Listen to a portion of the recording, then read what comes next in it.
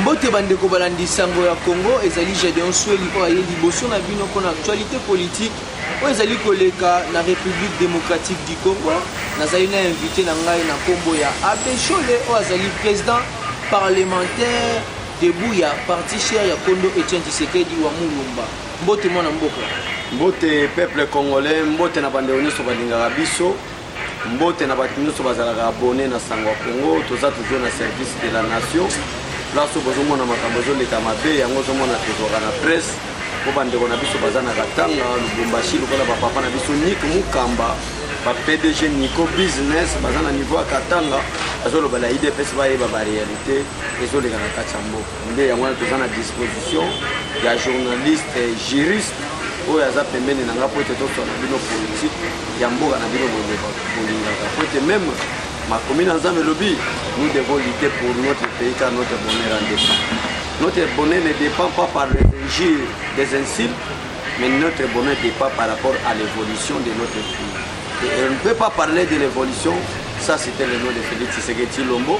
Il y a un moment où on parle de l'évolution de la République démocratique du Congo. Président Bessole, avant de faire la question, tu retournes à l'IDPS, parti évolue bien. Ouais, quand vous parlez de l'IDPS, vous faites beaucoup attention parce qu'aujourd'hui, comme on a un système où on va multipartisme, c'est grâce à l'IDPS. Des années 77 jusqu'aux années 82, Mobutu Azalaki Kolingate Mouta porté cravate, Mobutu Azalaki Mouta porté veste, Mobutu Azalaki Mouta Tambola Moutoka Malam, Mobutu Azalaki Mouta Tambola Namwasa Kitoko. Soko Tambola Namwasa Kitoko, il faut pas y avoir boto. Mais depuis Tshisekedi a tellement non, accompagné de 13 parlementaires, nous voulons le multipartisme, nous voulons la liberté d'expression, nous voulons la liberté de penser. Et mais c'est les journalistes, vous voyez que la Constitution, il y a le 24 juin 1967, Mobutu a opposition, c'est là qui reconnaît la Constitution. Parce que l'article 4 est la première Constitution de la République. Mobutu a aboli l'ango. L'article 4 de la Constitution de la République autorise le multipartisme. Mais Mobutu peut faire sa dictature, Mobutu peut imposer la dictature. L'article 4 de la Constitution en 1977 abolir l'ango pour être asseoir la dictature. Alors quand vous posez la question pour l'IDPS, le Seigneur Boye, l'histoire de non. Mais comment est-ce que tu sais que ça qui peut être tout arraché? Makambo babenga multipartisme au Mobutu a dit que ça là discours en 1990 a comprenait mon émotion a autorisé multipartisme dans la partie IDPS a démêlé qui l'article 19 il y a déclaration universelle et à droit de l'homme mais selon la constitution en 1977 au Mobutu a longola qui article 4 ils ont autorisé multipartisme et reconnaîtra jamais que na kati ya mboka lokola zai opposition ça donc quoi tozaki batamayele to comprenez que Mobutu azoki ma principe constitutionnel toke ko fanda l'article 4 article 19 plutôt il y a déclaration universelle des droits de l'homme où ils ont la liberté de famille, liberté de penser, liberté d'expression. Les Zaïre étant membres il y a Nations Unies et Sengaki a respecté l'article 19 il y a déclaration universelle des droits de l'homme. À partir de la déclaration il y a article on a des IDPS à Simbaki to lita lelo lati chemise kitoko lelo zosa l'émission pour la démocratie c'est grâce à l'IDPS. Aujourd'hui IDPS ezo kambama na mwana mboka Félix Antoine Tshisekedi Lombo mais empêché momentanément atiki intérim et pas Jean-Marc Kaboul avec tous les prérogatives en tant que président du parti. Donc parti ça kitoko tozana président parti selon les structures formelles. Je parle des structures informelles parce que il y a IDPS c'est une structure ezali informel mais bazolo bapona IDPS. IDPS mutakoki koganga mutu azana kati ba structure po to benga ba structure formelle. Na kati ba structure formelle tozana o babenga bongo présidence. Na kati président tozana secrétariat général. Tozali bona o to benga ba président fédéraux. Tozali o to benga ba président sectionnaire et cellulaire. Tozana ba structure d'appui qui sont aussi formelles. Tozali na CEP na CDP o to benga convention démocratique du parti na commission électorale permanente du parti. Donc la structure nous faisons malam na minute où nous préparé après une année il y a pour pouvoir le président Félix Tshisekedi c'est-à-dire na mois de février to luka moyo to sangana to fanda côté to solo là to yeba ndenge nini to ça la régionalisation à partir yango président merci pour na koyanola biso pena ya bamituna ya biso mais moi nungu ezali na kati ya ville province ya Kinshasa par rapport ya aux pétitions oyo député national oyo bakotisi envers madame la présidence na kombo ya Janine Mabundu na sens que oyo aboyi makambo oyo tata ekolo azali kosala ya koréunir baforce armée telle que ya Rwanda ya Burundi mpona kochasse soki tokoloba ADF to milice oyo bazali kokombattre Congolais na kati ya territoire na bango ya boyi yango na tomoni na ngambu wana bandeko ya FCC basangani balobi vike bango ba majoritaire bongi ye alongwa pe basuika wana te ndeko Kabila ngala ko babosolo pona lobi na sango Congo to pesaka basango o atie $8,000 à chaque député pour na Janine alongwa na poste wana. Ouais, merci vraiment papa journaliste Gédéon. Il y a une émission parce que tous en appellent ça. Il y a des questions qui sont tous en appellent ça. Peuple congolais comprendre. Maman n'a Georgette Payeba que non, il y a une situation qui est vraiment. Quand qui majorité parlementaire papa Gédéon, président Janine, présidente Janine Mabundu. Quand il y a le président à l'élection, du fait qu'il a commis moko. Il y a cadre monodé autour de Janine Mabunda, la deuxième personnalité. Namboka. Janine Mabunda. Malgré le président Sénégal, mais c'est la préférence de la présidence jusqu'au président du Sénat, dans deux chambres, il y a une préséance. Et Zalaka, président de l'Assemblée nationale. Madame Janine Mabunda a la deuxième personnalité. Tous les défendre, il y a un radicalisme. Oui. Mais si tu sais que tu as un solo.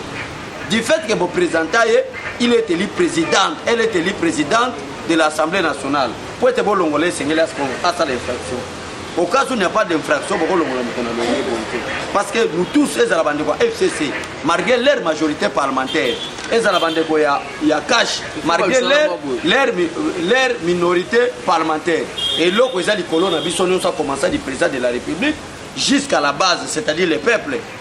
Et là, c'est la Constitution. Mutu moko te ko bengana na musala tant qu'il a violé ba principe à musala te ba bengana na mutu na musala tant que a BBC ou soit à BBC jusqu'à présent Mabunda BBC na ko profiter de l'occasion à Sangwa Congo na ko lancer madame Janine Mabunda dès que vous commencez à travailler pour l'intérêt général vous suivez la vision du chef de l'État madame Ndimelanga biso toza ba leader ya masse to ko bimisa peuple na balabala pour nous soutenir mais jour où ça l'erreur que Hollande majorité ba député ya FCC babandi ko intimider que ba longola yo bangi au céder la pression na bango jour où les ans de départ na yo mais c'est les journalistes na ebisa yo ba ko tiko ko madame wana te parce que biso nyonso ezala FCC ezala cash ezala lamuka et loko fandi si biso que muto respecter voisin na c'est la constitution mais tu dis que ça l'a violé depuis tant d'années et ça l'a qui violé parce que c'est lui qui était chef de l'État à l'époque était violeur des principes. C'est clair. Maintenant, il y a quelqu'un, Félix Tshisekedi Tshilombo. Moi, Namboka, solo papa, na maman Yibani. Quelqu'un qui a reçu l'éducation de base. Oui, depuis Congo, papa journaliste, tu as un président à Malam, Kassavubu, Oyo, a éducation de base. Banda Mobutu, na batunyo so bazana se, mutu mokote, atika la ozo formation Malam, en dehors de Félix Tshisekedi. Félix Tshisekedi a eu formation à Malamu, a eu formation à Malamu, nde yangwano zomona, a zo memamboka. Tant que vous posez la question, la Constitution a déjà violé plusieurs fois. Mais c'est lui qui était président de la République. Vous devez savoir, il n'était pas congolais. Kabila est tout à fait rwandais d'origine. C'est là tant que le président de la République, Félix Tshisekedi, a mis sa service et identification au peuple congolais, au monde à place Kabila. Nous avons informé le peuple congolais. J'ai dit à l'objet. Délégation à 4 présidents. Il y a l'Union africaine accompagnée par Thabo Mbeki. Vous à la calme maintenant, il y a quelqu'un qui respecte les principes. Même la gratuité de l'enseignement. Et malgré ça, la question n'a été. Et ça, à la conformité de la Constitution.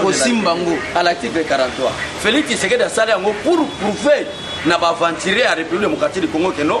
Gratuité d'enseignement, ce n'est pas mon innovation, ce n'est pas ma créativité, mais c'est un droit constitutionnel, je dois appliquer parce que j'ai promis au peuple congolais de respecter la Constitution.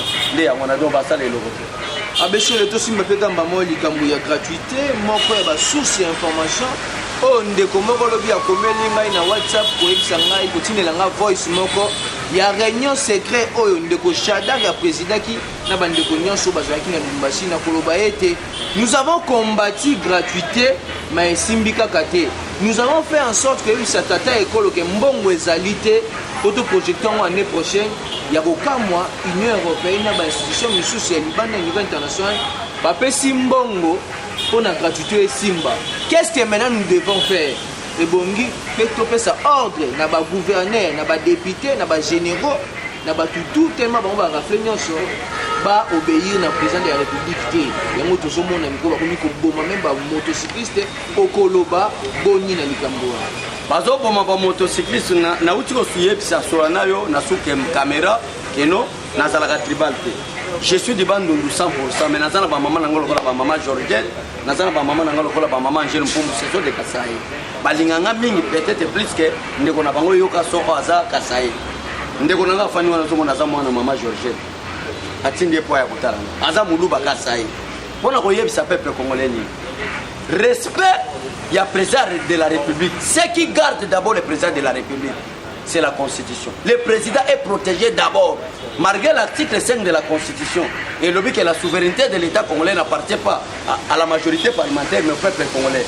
Mais ce qui garantit d'abord le président de la République en tant qu'une institution, la première institution de la République, c'est la Constitution. Et l'article 69 appelle le président de la République le garant de la nation, le premier citoyen de la République. Madame. Donc, nous sommes président de l'Assemblée nationale. Messieurs les journalistes, pardon. Nous devons respecter le président de la République parce que c'est lui le citoyen numéro 1 de la République. Et là, il faut savoir le Bangouana.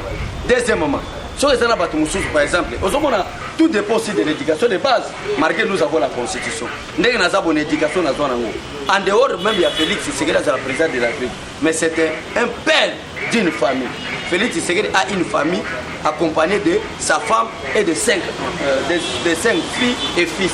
Mon frère. Donc, en tant que parents, en tant que responsables d'une famille, nous sommes obligés de les respecter.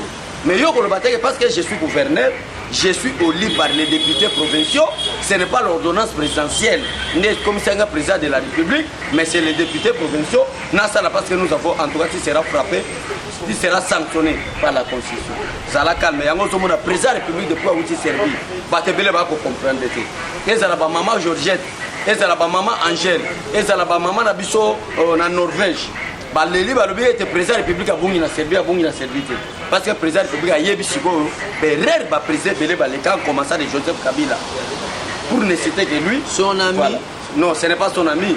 Le problème est que Bissona FCC Tokenda a une majorité parlementaire pour la coalition conformément à l'article 78 de la Constitution.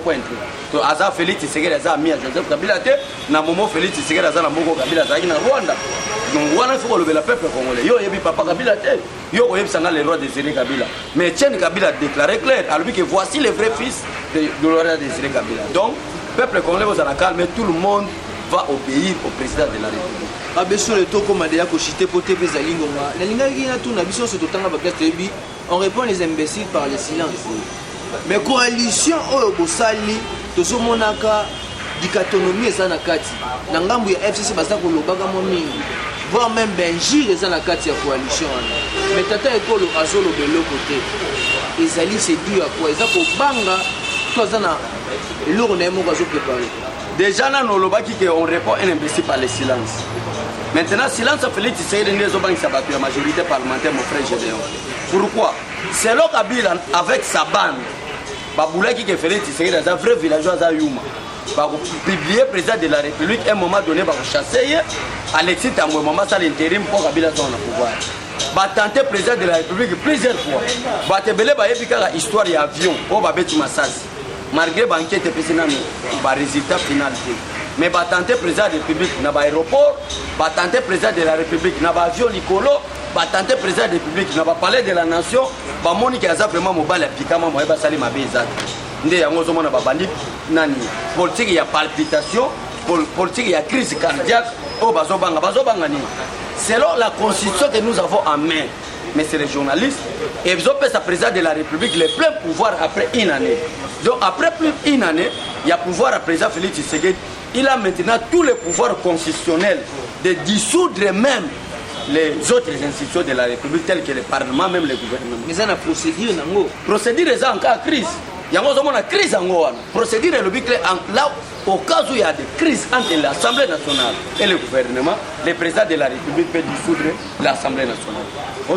Mais crise en Goa, il y a une babandi, il y a une poser une question. On lui dit que non, pourquoi pas attaquer? Il n'y a pas de crise de la Siboyo. Pour si quand le président de la République a dissoudre en Goa, par argument, on a TV, on a TV5 monde, on a un argument que non, plein pouvoir, on a une crise et peut se mêler. Il faut après une année. Mais pourquoi une année qu'on quitte à dissoudre certains dictateurs? Il y a du fait que ton même dans la coalition, tu dois gérer après janvier. On va d'accord avec moi. Les craintes, on a commis au banc, nous tu as pouvoir pendant 3 mois, 2 mois. Mais comment c'est possible les lois comme une année, la décision ni na minena ko zoa au constituer peut pouvoir à Kosala après janvier. Donc peuple comme ça la caméra, nous n'avons que Félix Tshisekedi Mabebo comme elle a été, nous protégeons le président de la République. Et ce qui fait la force d'un président de la République, ce n'est pas l'armée. Parce que Kabila avait l'armée, Kabila avait la police, Kabila avait les services de renseignement. Mais il manquait le peuple conformément à l'article 5 de la Constitution. Félix Tshisekedi a l'armée et le renseignement. Mais ce qui fait la force de notre président, ce n'est pas la majorité parlementaire, mais c'est la majorité populaire conformément à l'article 5 de la Constitution. Qui parle, la souveraineté de l'État congolais n'appartient pas à la majorité parlementaire, moins qu'à l'armée, mais au peuple congolais. Abeso le tokomi pena na suka ya émission na biso o tolobaka mingi sango ya Congo ndinga ba de émission ko pesa biso to pesa bango ba sango na ba confiance ba pesa biso. Abeso le question moko ya curiosité o ya ba recherche to sali ndeko Shadari rwandais. Son père rwandais, sa mère congolaise. Or nous sommes des Bantous. D'office ba Bantou ba kendaka mingi ba patriarcat. Oui, oui. Kabila n'a jamais voulu travailler avec des Congolais d'origine. Les Congolais d'origine, ils ont le Mende. Mais les lois, ça peut faire Congolais Mende dans les États-Unis parce qu'il a dévoilé quelques secrets à Kabila. À la prochaine émission avec une négociation, donc on dévoile maintenant des émissions qui ont secret nini. Secret nini Mende à la Kisaki Kabila dans le sable. Si vous avez une émission, on a tout ça dans la Gédéon. On a mis le Koya, beaucoup de gens qui sont lingi, à Béchole, à travers l'émission Nabino, beaucoup de gens qui ont une émission Oyo. Que vous avez ça à Béchole, que non, aïe, ça vient sur secret nini, Lambert Mende a dit, ça n'est pas ça courage, pour les être volants à l'émission, pour tout dévoiler. Mais Shadar, déjà, moi même tout allé long à Shadar. On est le numéro, l'appartement, bah, bon, le corps, bah, kiol, au monde. Donc, moi, ça, le moi, kiol, voilà. Yo, et puis, Beko, bien, mais dès que vous écoutez quelqu'un comme Shadar, que vous appelez fou, moi, je ne parle pas de moi, mais de vous, des journalistes, vous appelez que professeur Shadar. Mais l'article 104 de la Constitution, par rapport au propos de Shadar, l'article 104 de la Constitution, pardon, mais c'est les journalistes aux presque Nasuka, l'article 104 de la Constitution, par rapport à propos de Shadari, les membres du Sénat portent le titre de sénateur. Les sénateurs représentent sa province, mais son mandat est national. Tout mandat impératif est nul. Voilà maintenant, alinéa D. Les anciens présidents de la République élus sont des droits sénateurs à vie. Sont des droits, on parle bien, sont des droits sénateurs à vie. Dès que vous portez le titre de sénateur à vie, quelles sont les conséquences Egolanda Bino? Egolanda Mutoyo a porté titre de sénateur à vie. Donc, à côté de postulité, à côté de la même membre de la cabinet président de la République, à côté de la ministre, à côté de la tête directeur de la cabinet président de la République. Mais Shadari, professeur, a parvenu à la TV, qu'il y a des journalistes qui Kabila a la candidat. Il y a des parce que si on a propos à Shadari, aujourd'hui, on a ces messieurs. Donc ce n'est pas un gire, mais c'est une qualification. Sans oublier Yemo Bazaki candidat. Azaki candidat, mais dans quel régime? Dans le régime de Joseph Kabila qui était aussi un étranger. Vous voyez, un étranger veut nous imposer encore un autre étranger pour nous gérer. Et heureusement, que la banane est mawa, Atali tous les 26 provinces de la République. Quel homme est très sérieux, c'est Félix Tshisekedi. Nous avons fait ce cadeau pour notre bonheur.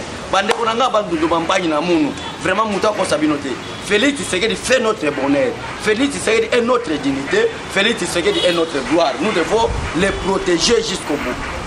Merci président Choye pour répondre à l'invitation à biso mot de la fin on a numéro de téléphone na ba ba kozana posa moi ba conseil moi orientation ce qui c'est possible que ça. Merci vraiment. Bolingi bo sunga biso na conseil en tant que batu. Bolingi pe bo aider biso matériellement. Ndenge maman Georgette a aidé biso, ndenge maman Angèle Mpumba a aidé biso, ndenge maman Vicky Mbouibeya a aidé biso, Gombe a aidé biso. Donc ezali kaka bo bengi biso na plus 243 82 0320 142 plus 243 82 0320 142. Mbote na bandeko nyonso papa Jean-Paul Wasingu, papa nanga Joseph Kamuna Musoda na mwasi na mama Florence na Los Angeles, mon vieux Constantin Seleki na pesi bino wa mbote botika la malamu. Le président est là à Kinshasa pour bangelo te makabino sekene malamu. Tokomi pena na suka ya émission na biso Basango ya Congo. Je dirais un grand merci na Wilfried Obrayani, yeni mtazaki na sima ya kamera.